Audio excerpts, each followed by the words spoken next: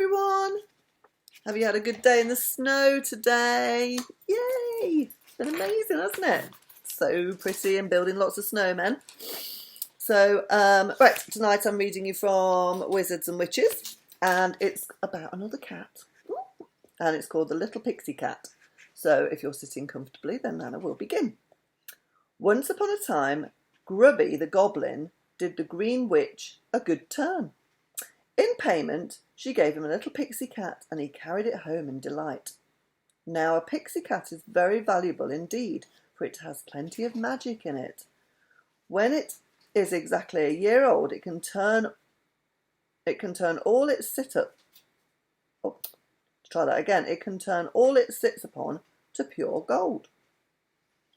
Only just for that night, though, so that you must be sure to know the birthday of a pixie cat, or it is of no use to you. Grubby the Goblin was poor, and he was also very disagreeable.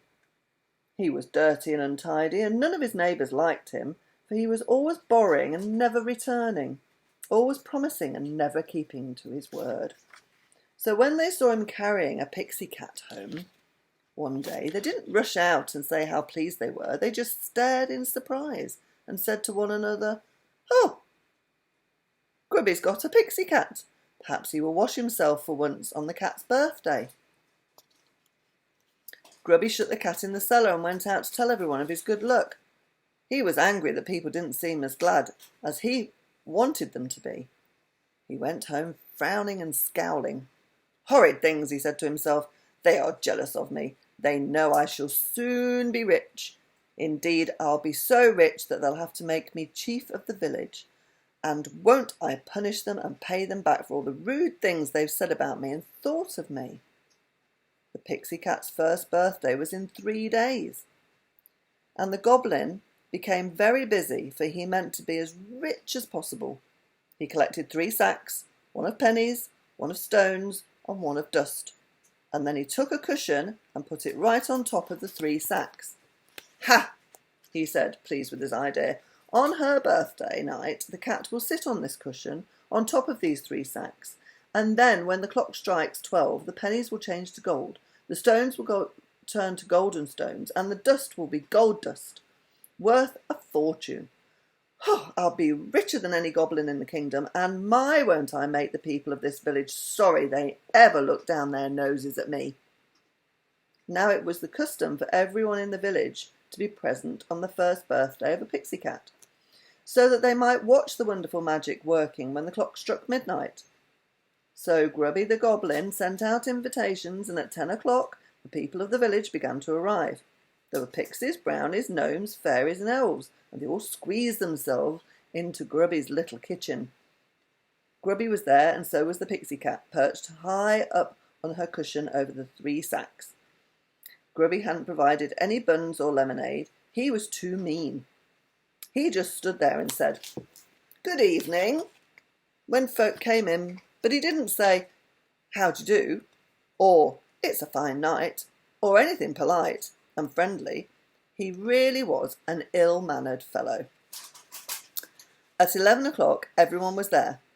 Then Grubby began to talk. How he talked! How he boasted! And dear me, what a spiteful, mean little goblin he showed himself to be. "Nobody ever had a pixie cat in the village except me," he said. "I'm going to be rich, richer than any of you. I shall build myself a new cottage with 6 rooms, and I shall have 2 servants. I shall give wonderful feasts to all the witches and goblins I know, but I shan't ask any of you to my feasts. No, I shall leave you all out." "We shan't mind that, Grubby," said a tall brownie. "You don't wash your neck often enough for us to want to come to your parties." "Huh! Is that you, Skinny the brownie?" cried the goblin fiercely. "Well, let me tell you this. I'll buy your cottage when I'm rich, and I'll turn you out, you and your children, so there." "You always were a mean fellow," said an elf with the long silver wings. "You'll be more horrid than ever when you're rich." "You'll never be rich," shouted Grubby angrily. "You play about with butterflies and birds all day long, Silverwings. They can't do anything for you. Why don't you make friends with witches as I do? Then maybe you would have a pixie cat too, to make you rich. We don't want to be rich, said a gnome. We are quite happy as we are. Your gold won't make you any happier, Grubby. Don't make any mistake about that. It won't make us like you any better or be any more friendly. We'd rather be friends with a lame earwig than with a rich and unpleasant goblin like you. Grubby was so angry that he hardly knew what to say. For a while everyone sat silent, watching the hands of the clock creeping slowly round to midnight. The little pixie cat began to purr loudly. She knew it was nearly time for her magic to work. Grubby became excited as he saw the time getting so near, and he began to talk again. When all these sacks hold gold, he said, I shall buy a golden carriage and ride in it. I shall wear a cloak of silver cloth and lace my shoes with golden laces. I shall ask the great wizard who lives in Towering Castle to visit me, and I will walk through the village with him, pretending not to see you. Grubby took up his walking stick and pretended he was walking down the street, looking haughtily from side to side. With his nose in the air, probably. When I meet any of you on the path, I shall say, Get out of my way, he said, and if you don't move at once, I shall hit you with my stick, like that and that. Grubby slashed about in the air with his stick, and the pixie cat stopped purring in alarm. It was almost 12 o'clock, but Grubby still had one more thing to say. And with the great wizard from Towering Castle will wave his stick around his head and change you all into earwigs like this. And Grubby swung his stick sharply around his head, and at the end of it he hit the little pixie cat on the cushion. She gave a sharp mew, sprang fiercely at Grubby, and scratched his arm.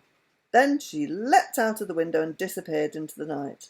At that same moment the clock began to strike 12. Oh, I'm hurt. The pixie cat's gone and it's midnight. Catch us, someone, groaned the goblin, but nobody moved. Everyone was thinking exactly the same thing. It serves Grubby the goblin right, they all thought, and so it did. Silently the little folk slipped out of the cottage and went home, leaving Grubby alone. How ashamed he was. How he cried and groaned. He felt as if he couldn't possibly face anyone the next day, so he packed up his bag and went. Where he journeyed to, nobody knows, and nobody wants to either. As for the little pixie cat, well, she went back to the Green Witch, and she's still there. The little folk saw the way she went, because all the stones and earth she ran on, as the clock struck midnight, changed into gold. They left the gold patches there as a warning to greedy goblins, and you can see them to this day. Curious yellow spots in the ground, the size of a little cat's footprint. Oh, I like that story. He was horrible, wasn't he, Grubby? Anyway, that was a good story, wasn't it? So I don't know what is going to be next because I need to be looking into all the different books. But for now, I enjoyed that. I hope you did too, and you sleep well. And I wonder if this snow will be here in the morning. Don't know. So I love you loads, and be good, and I'll see you tomorrow. So night night, Atty. I love you. Night night, Torby. I love you. Night night, Ruby. I love you. And night night, Max. I love you. See you soon.